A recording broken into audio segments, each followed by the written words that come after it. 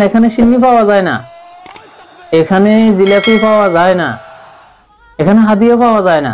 আসসালামু আলাইকুম রহমতুল্লাহি ওয়া বারাকাতুহু। প্রিয় বন্ধুরা, মার্চ ফর গাজা ইস্যুতে ফিলিস্তিনের পক্ষ হয়ে দলমত নির্বিশেষে সর্বস্তরের তৌহিদি জনতা যখন একত্রিত হয়েছে, তখন দুই গোষ্ঠীর যে মুজাহিদ বাইরে আছে, যারা কিনা সবসময় ফেসবুকে জিহাদ করতেছে, তারা গতকালকে কেন উপস্থিত হয় নাই, কি কারণে উপস্থিত হয় নাই? একটা জিনিস লক্ষ্য করে দেখুন, এই দুই গোষ্ঠী সবসময় কিন্তু ফেসবুক কাঁপাইতেছে জিহাদ জিহাদ বলে, এবং কি 8 জন মিলেও তারা কি করলেন, আমেরিকান দূতাবাস ঘেরাও করে ফেললেন, এমন জিহাদ তারা করে ফেললেন। অথচ গতকালকের যে মার্চ ফর গাজা ইস্যুতে সমস্ত জনগণ যখন উপস্থিত ছিল, তখন একদল সিন্নিখোর আর হচ্ছে মানহাজি ভাইরা যারা ফেসবুকে জিহাদ করে থাকে, কিন্তু তাদেরকে দেখা যায় নাই। দুঃখের বিষয় হচ্ছে এই সিন্নিখোররা যে 60 জনকে ইসরায়েলে পাঠাইছে, ফিলিস্তিনের নাম বলে তারা ইসরায়েল থেকে পিকনিক করে আসতেছে।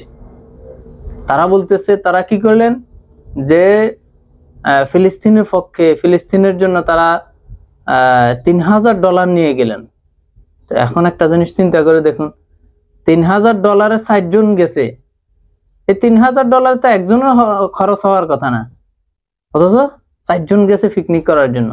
গিয়ে কি করলেন, ইসরায়েলে অবস্থান করে তারা বলতেছে তারা ফিলিস্তিনে আছেন। কত বড় ধোঁকাবাজ! এরাই উপস্থিত না থেকে প্রমাণ করে দিলে এরা ফিলিস্তিনের পক্ষে না। তো প্রিয় বন্ধুরা, এদেরকেই জাতি আসলে চিনে ফেলছে, যে এরা আসলে মানে কেমন মুজাহিদ, কেমন সুন্নি। যারা কিনা সুন্নত মানে না, এরা নামেও সুন্নি। যারা কিনা আজকে ফিলিস্তিনের পক্ষে থাকতে পারে নাই, তারা কেমন সুন্নি হতে পারে? যারা সবসময় জিহাদ জিহাদ বলে, হ্যাঁ, 8 জন লোক নিয়ে তারা আমেরিকান দূতাবাস ঘেরাও করার জন্য যায়, তারা জিহাদ করে ফেলতেছে, মরলে তারা মরার জন্য বাহির হয়েছে। আগে দিয়ে এর 2-3 দিন আগেতে ফেসবুকে প্রচার করতেছে আমরা আমেরিকান দূতাবাস ঘেরাও করে ফেলবো, কিন্তু কালকে তাদেরকে আশেপাশেও দেখা যায় নাই। প্রিয় বন্ধুরা, এর দ্বারা কি বুঝলেন? এরা ফেসবুকে আসি জিহাদ করবে, এবং কি মাজার নিয়ে তারা ব্যস্ত হয়ে থাকবে, যেখানে জিলাপি থাকবে সেখানেই তারা থাকবে। এরা এই সমস্ত আন্দোলনে থাকবে না, কারণ এখানে সিন্নি পাওয়া যায় না, এখানে জিলাপি পাওয়া যায় না, এখানে হাদিয়া পাওয়া যায় না, এখানে আরো নিজের পকেট থেকে টাকা খরচ করে আন্দোলনে যাইতে হয়। ফিলিস্তিনের পক্ষে থাকার জন্য তাদেরকে মাঠে থাকতে হবে নিজের টাকা খরচ করে, এজন্য তারা এখানে নেই।